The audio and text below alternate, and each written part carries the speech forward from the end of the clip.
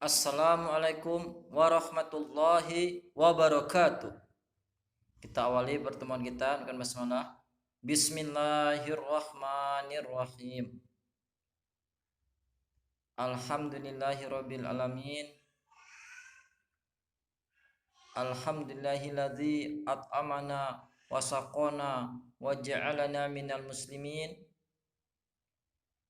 Asyhadu an la ilaha illallah wahdahu la syarikalah wa asyhadu anna Muhammadan abduhu wa rasuluh la nabiyya ba'dah.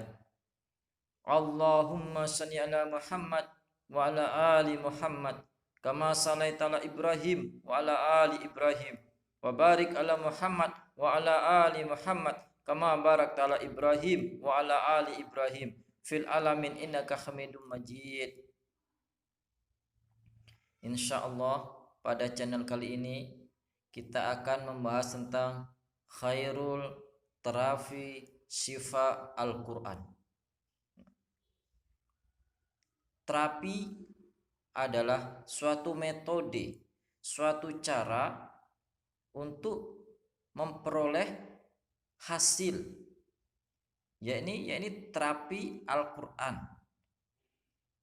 Bagaimana dengan kita mendengarkan Al-Quranul Karim, dengan metodenya, dengan caranya, dengan tahapan-tahapannya, yang kita harapkan adalah hasil dari proses tadi. Terapi Al-Quran ini, insya Allah kita akan mendengarkan Al-Quran, atau kita akan membaca Al-Quran, kita memahaminya, kita mempraktekkannya, dan kita usahakan mengamalkan isi kandungan yang ada di dalam Al-Quran itu sendiri. Karena tujuan utama diturunkan Al-Quran itu adalah untuk dipahami, dicerna, diamalkan, step demi step, tahap demi tahap. Nah, insya Allah kita akan melandaskan terapi kita ini dalam surah Al-Isra ayat yang ke-82. A'udzu billahi minasyaitonir rajim. Wa nunazzilu minal qur'ani ma huwa shifaa'un wa rahmatun lil mu'minin. Shadaqallahul azim. Dan kami Allah Subhanahu wa ta'ala turunkan Al-Quran sebagai syifa, penawar, obat, penyembuh bagi seluruh penyakit, baik jasmani ataupun rohani, dan rahmat bagi orang-orang yang mengimaninya, yang yakin akan isi Al-Quran itu, akan kandungan Al-Quran itu. Ayat ini begitu jelas, begitu sempurna, begitu memudahkan kita untuk memahaminya, bahwasanya fungsi Al-Quran itu adalah sebagai syifa, yakni penyembuh. Nah, di dalam dunia pengobatan, di dalam Islam ada 3 metode untuk mengeluarkan toksin, penyakit yang ada di dalam tubuh kita. Pertama, yakni metode mengeluarkan. Contohnya, kalau seandainya di dalam tubuh kita ada penyakit, itu dikeluarkan. Ada toksin, ada sesuatu yang jelek, yang tidak berguna, dikeluarkan. Bagaimana cara mengeluarkan racun di dalam tubuh kita? Mungkin diantara dengan cara batuk, atau dengan cara muntah, atau dengan cara keringat. Bisa keringat panas dingin, bisa keringat panas, bisa hawa panas. Itu metode pertama, yakni mengeluarkan atau dengan hijamah, yakni bekam, secara langsung dikeluarkan dari darah-darah kita. Insya Allah itu akan efektif. Berikutnya yang kedua, yakni dengan cara metode memasukkan. Dengan cara memasukkan ke dalam tubuh kita. Contohnya adalah herbal-herbal yang direkomendasikan oleh Al-Quran, yakni yang pertama adalah madu lebah. Nah, di sini kita khusus surah An-Nahl, namanya surah yang membahas tentang lebah. Bagaimana keistimewaan lebah? Bagaimana keistimewaan lebah itu?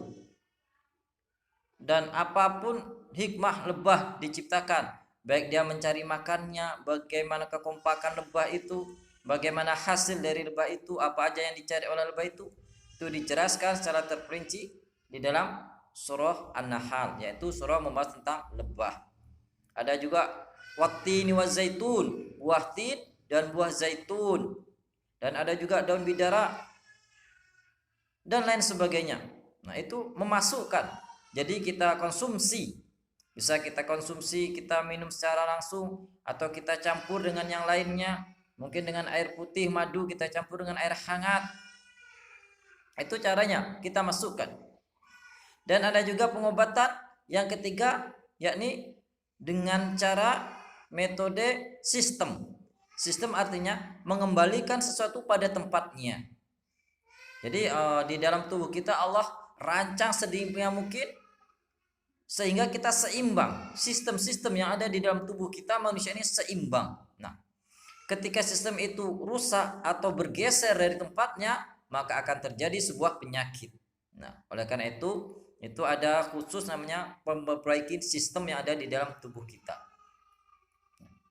Oleh karena itu, marilah kita berusaha mencari kesembuhan, kesehatan yang dianjurkan, yang diperintahkan, yang dicontohkan oleh Rasulullah Sallallahu Alaihi Wasallam. Nah, penyakit di dalam tubuh kita ini ada yang bisa terdeteksi oleh medis, contohnya migrain, insomnia, mandul, TBC, dan lain sebagainya. Dan ada penyakit-penyakit yang tidak bisa diselesaikan oleh medis atau tidak terdeteksi oleh medis. Contohnya gangguan sihir. Berikutnya adalah penyakit gila, hilang ingatan, dan penyakit-penyakit lainnya yang mungkin belum atau tidak bisa terdeteksi oleh medis. Nah, oleh karena itu, bagaimana kita mencari solusi di dalam kondisi ini? Islam diturunkan oleh Allah Subhanahu wa taala kepada Nabi Muhammad sallallahu alaihi wasallam sudah memberikan solusi atas kondisi ini, atas hal ini. Di antara solusinya adalah yakni Al-Qur'anul Karim, yaitu wa a'udzubillahi minasyaitonir wa nunazzilu minal qur'ani ma huwa syifaa'un wa rahmatul lil mu'minin. Shadaqallahul azim. Dan kami turunkan Al-Qur'an itu sebagai syifa, sebagai obat, sebagai penyembuh bagi manusia dan rahmat bagi orang-orang yang mengimaninya, yang meyakininya bahwasanya Al-Qur'an itu memang mampu menyembuhkannya. Wala tatadiz zalimina illa khusara. Adapun bagi orang-orang zalim, orang-orang yang tidak yakin akan Al-Qur'an, maka bagi mereka hanya kerugian. Orang-orang yang tidak mau beriman dengan Al-Qur'an, maka bagi mereka hanyalah kerugian. Kerugian bagaimana? Dia tidak bisa mengenal hikmah pelajaran. Begitu banyak ilmu, begitu dalamnya ilmu di dalam Al-Qur'an ini, tetapi dia tidak mampu memahaminya, tidak mampu mengambil kebaikan-kebaikan dari Al-Qur'an itu. Itulah orang-orang yang zalim. Zalim binafsih, zalim dengan diri sendiri. Nah, inilah orang-orang yang rugi, orang-orang zalim yang tidak mampu mengambil kebaikan-kebaikan, pelajaran-pelajaran, hikmah-hikmah, keutamaan-keutamaan yang ada di dalam Al-Qur'an. Mudah-mudahan Allah Subhanahu wa taala jauhkan kita dalam kondisi seperti ini.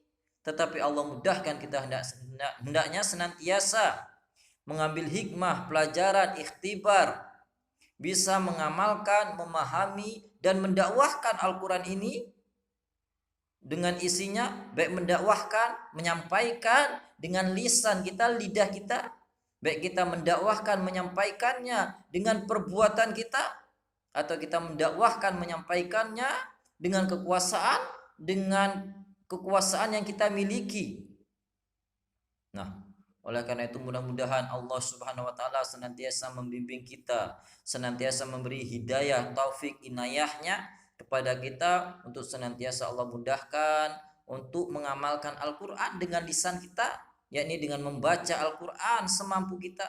Mungkin di dalam satu hari minimal kita ada membaca Al-Qur'an, mungkin 1 ayat, 10 ayat, atau 100 ayat, atau 1 juz, 2 juz, 10 juz, atau apapun yang kita mampunya. Mudah-mudahan dari hari ke hari kita mampu berusaha untuk membaca Al-Qur'an walaupun 1 surah, 2 surah. Nah, yang ada di dalam Al-Qur'an. Dan kita juga berusaha untuk mentadaburi Al-Qur'an, yakni memikirkan Al-Qur'an, merenungkan Al-Qur'an yang ada di dalam Al-Qur'an. Setelah kita membacanya dengan lisan kita, kita berusaha untuk mentadaburinya, memikirkannya ayat Al-Qur'an. Dan kita juga berikutnya berusaha untuk merealisasikan, mengaplikasikan di dalam kehidupan kita. Karena di antara kegunaan Al-Qur'an diturunkan supaya menjadi pedoman bagi kehidupan kita. Bisa kita realisasikan, bisa kita kerjakan, bisa menjadi contoh tauladan di dalam kehidupan sehari-hari kita. Begitu juga kita berusaha, tahapan berikutnya kita mendakwahkan. Kita sampaikan Al-Qur'an ini kepada diri kita sendiri, yakni berusaha kita untuk memahaminya, mencernakan dengan otak kita, dan kita mengerjakannya. Kita sampaikan juga kepada orang lain, mungkin dengan lisan kita, mungkin dengan perbuatan kita. Kita usahakan. Karena itulah hakikat Al-Qur'anul Karim, kalamullah, ini Allah turunkan untuk menjadi sebuah pedoman, sebuah peta di dalam kehidupan kita, penunjuk arah jalan yang lurus di dalam kehidupan kita, sehingga kita benar-benar mendapatkan sifat obat, kita benar-benar mendapatkan rahmat dari Al-Qur'an ini, sehingga kita mampu, Allah mudahkan untuk mengerjakannya, mengamalkannya, dan mendakwahkannya, insya Allah. Nah, oleh karena itu mudah-mudahan Allah Subhanahu wa taala selalu beri kita hidayah, pembimbing, petunjuk untuk mampu mengamalkan apapun yang kita dapatkan, apapun yang kita pahami, sekecil apapun yang kita dapatkan dari ayat-ayat Al-Qur'an ini, pemahamannya, mari kita berusaha cerna, berusaha kita kembangkan selalu. Begitu juga mudah-mudahan Allah mudahkan kita untuk senantiasa mengikuti perkataan Rasulullah SAW, ketetapannya dan perbuatannya.